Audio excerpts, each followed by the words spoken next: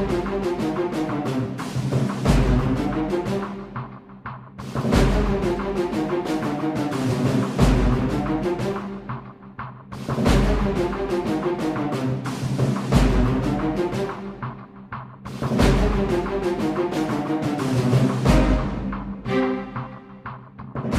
देखा दर्शकों आपने किस तरह से पाकिस्तान में रची जा रही है गजवा-ए हिंद नाम की एक ऐसी साजिश जिससे आने वाले समय में हिंदुओं का नामो निशान मिट जाएगा।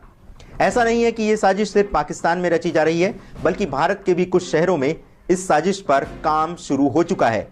बहुत सालों पहले गजवा-ए हिंद नाम की एक वेबसाइट नेट पर उपलब्ध थी, हालांकि अब यह वेबसाइट उपलब्ध नहीं है। तो अब आप देखिए कि भारत में किस तरह से इस सपने को सच करने का प्रयास किया जा रहा है। हमारी इस रिपोर्ट में आप इस बात को बहुत अच्छी तरह से जान सकते हैं।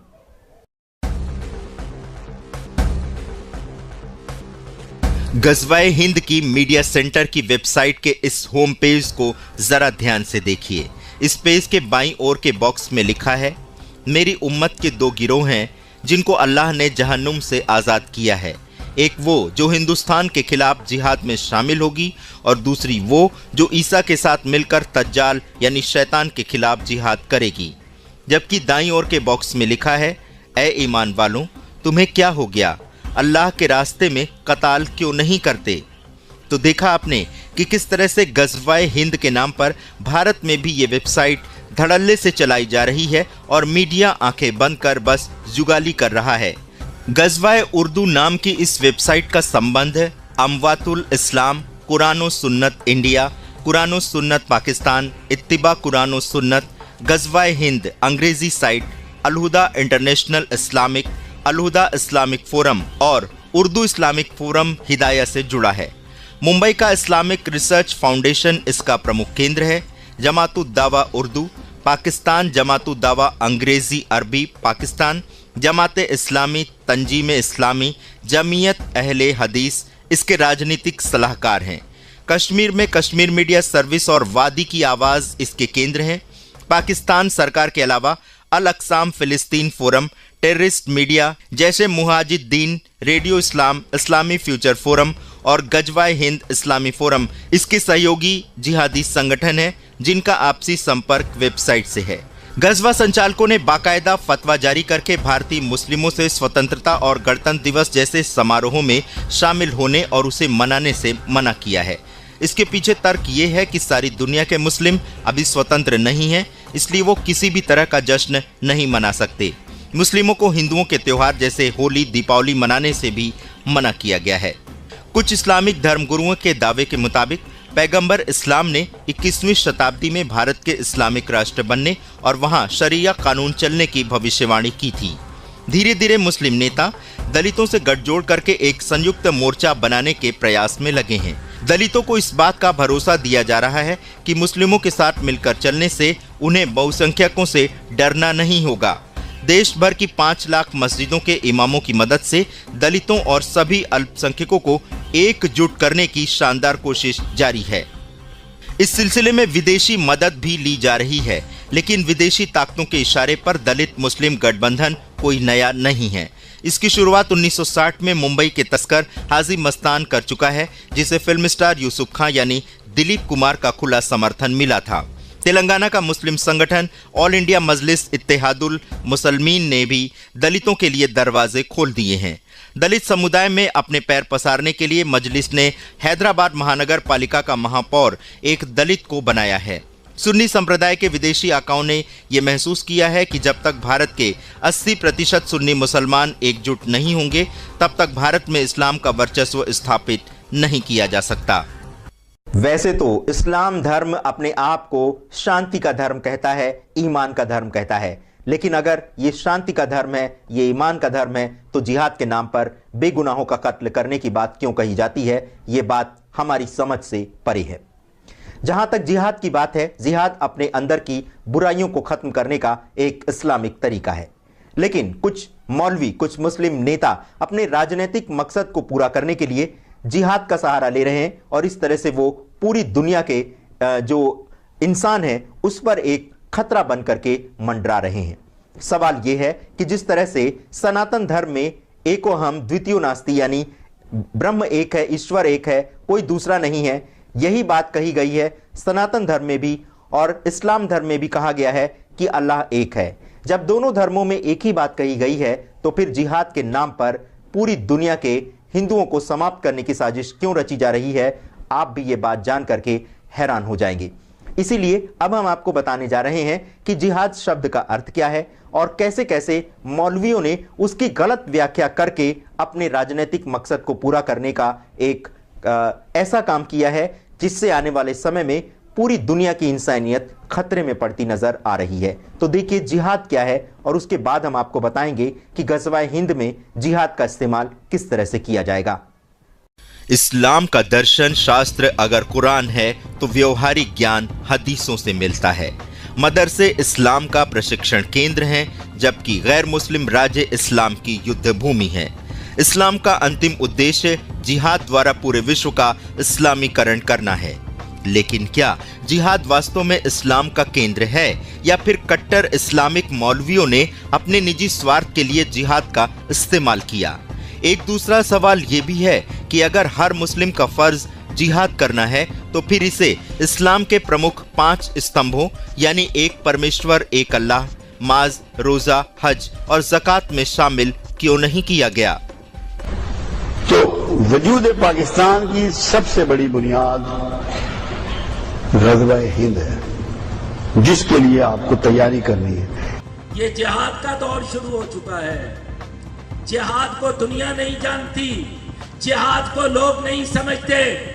अब आइयो सुन लो, जिहाद मुल्कों से जंग नहीं होती, फौजों की फौजों से जंग नहीं, असले की असले से जंग नहीं होती। जब जिहाद होता है तो जमीन आसमान के दरमियान जंग होती है, मदद सारी आसमानों से आती है, फैसले जमीनों पर होते हैं। कुरान में जिहाद शब्द अरबी भाषा के जुहद शब्द से बना है, जिसका मतलब है कोशिश करना या फिर अल्लाह के मार्ग में जिहाद करना। इस्लाम में पूरे समाज को 2 हिस्सों में बांटा गया है। जिन्हें अल्लाह पर विश्वास है उन्हें मोमिन कहा गया और जिन्हें अल्लाह पर विश्वास नहीं है और जो मूर्ति पूजक हैं उन्हें काफिर कहा गया। हर मुस्लिम का ये फर्ज है कि वो काफिरों के देश यानी दारुल हरब को इस्लामिक देश यानी दारुल इस्लाम बनाए। कुल मिलाकर जिहाद अल्लाह का बताया वो रास्ता है जिस पर चलकर पूरी दुनिया के लोगों को इस्लामिक सत्ता स्वीकार कराना है। अगर मुस्लिम धर्म को इस लिहाज से देखा जाए तो ये इस्लाम का राजनीतिक आंदोलन हो सकता है। Most of all, the people who are trying to divide us are in Pakistan, and they have come up with a new theory of Ghazwatul Hind, which is, you see, the fights and struggles in which the Prophet used to get involved were called Ghazwa.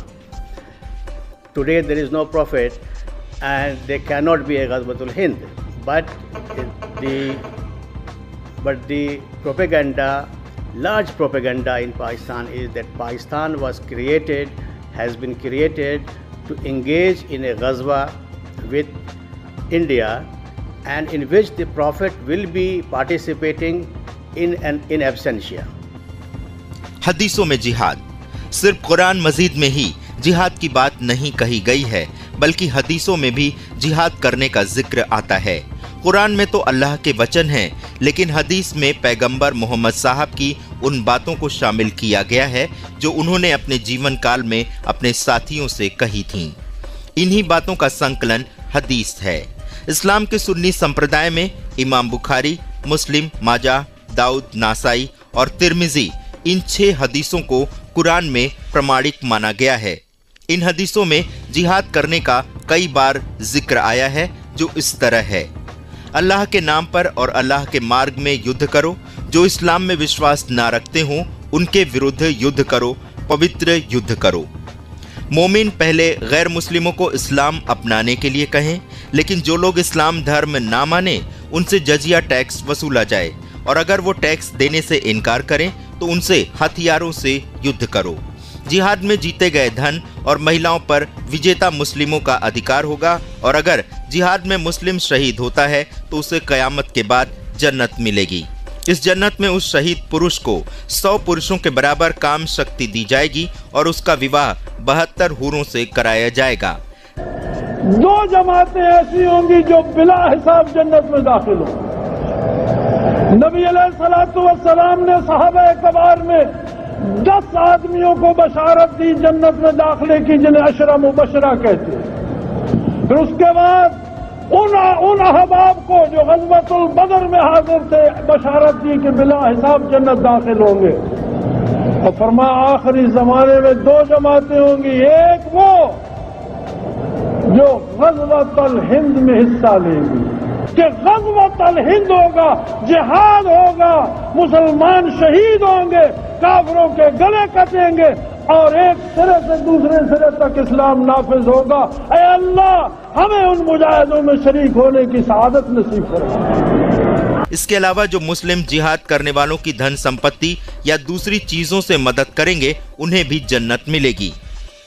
Islamic जिहाद पूरा करने के 4 चरण हैं। मन की बुराई खत्म कर अच्छे विचार लाना, जुबान से बोलकर इस्लाम धर्म का प्रचार करना, अच्छे काम का समर्थन और बुराई को दूर करना और इस्लाम के शत्रुओं से लड़कर अपने दुश्मनों पर जीत हासिल करना। लेकिन अगर जिहाद को सूफी संतों के नजरिए से देखें तो ये अपने अंदर की बुराइयों को खत्म करने का इस्लामिक तरीका है। इस्लाम के मुताबिक समाज में जो भी अच्छाई है उसके पीछे तलवार का डर है और बिना डर के किसी से अल्लाह की बात मनवाई नहीं जा सकती। इस लिहाज से अगर देखा जाए तो तलवार जन्नत पाने की चाबी है और जिहाद करने वालों के लिए जन्नत के दरवाजे खुलते हैं। तो देखा आपने जिहाद क्या है, इसके बारे में हमने आपको जानकारी दे दी। लेकिन सवाल यह है कि जिहाद आखिर चलेगा कब तक? क्या कयामत तक चलेगा या फिर बीच में भी जिहाद के रोके जाने की कोई संभावना है? हमारी इस विशेष रिपोर्ट में देखिए, जिसमें हम आपको बता रहे हैं कि जिहाद कयामत तक भी चल सकता है, लेकिन कुछ शर्तों के साथ। क्या हैं वो शर्तें? देखिए हमारी ये विशेष रिपोर्ट। जिहाद कब तक चलेगा? वैसे तो जिहाद कयामत तक चलेगा, लेकिन अगर सारे लोग इस्लामिक अधीनता स्वीकार कर लें तो यह खत्म भी हो सकता है। मिशिगन स्टेट यूनिवर्सिटी के प्रोफेसर मोहम्मद अयूब अपनी किताब जिहाद फिक्सेशन में लिखते हैं, जिहाद की बात बहुत दकियानूसी और गैर मुस्लिमों के लिए काफ़ी घातक है। ये पूरी दुनिया को 2 हिस्सों में बांटता है, जैसे दारुल इस्लाम यानी इस्लामी राज्य और दारुल हरब यानी वो युद्ध क्षेत्र जिसका वर्तमान सच्चाई से कोई लेना देना नहीं है। हो सकता है कि कभी ऐसा किया गया हो, लेकिन आज ये प्रासंगिक नहीं है। बुत परस्ती के खिलाफ होना वो बात है कि आप सिर्फ ऊपर वाले ईश्वर के सामने सर नीचे करेंगे और किसी के सामने नहीं। वो है इस्लाम। कुरान में गज़वा हिंद का जिक्र ही नहीं है। ये कहां से आ गया भाई? अरे मैं बता रहा हूं ना, मौलवियों ने बना दिया, उनको बंद करें, सिलसिला खत्म हो जाएगा। इस्लाम और जिहाद के 2 चेहरे। कुरान की 114 सूराओं में से 90 सूरा मोहम्मद साहब पर मक्का में अवतरित हुई, जबकि बाकी 23 मदीना में। इन दोनों जगहों पर उतरी सूराओं की कथनी करनी, उद्देश्य और हालात में जमीन आसमान का अंतर है। यहाँ मक्का में उतरी सूराओं में इस्लाम को शांतिपूर्ण तरीके से अपनाने के लिए कहा गया, वहीं मदीना में उतरी सूराओं में आक्रामक होकर इस्लाम को स्वीकार करने के लिए कहा गया है। पहले जिहाद की 5 आयतों में इस्लाम स्वीकार करने के लिए गैर मुस्लिमों के विरुद्ध सशस्त्र युद्ध की आज्ञा नहीं दी गई थी। कुरान के अनुसार दीन धर्म के बारे में कोई जबरदस्ती नहीं। कह दो, हे काफिरों, मैं उसकी इबादत करता नहीं जिसकी इबादत तुम करते हो, और ना तुम ही उसकी इबादत करते हो जिसकी इबादत मैं करता हूँ, और ना मैं उसकी इबादत करने का जिसकी इबादत तुम करते आए हो, और ना तुम उसकी इबादत करने के जिसकी इबादत मैं करता हूँ। तुम्हें तुम्हारा दीन और मुझे मेरा दीन।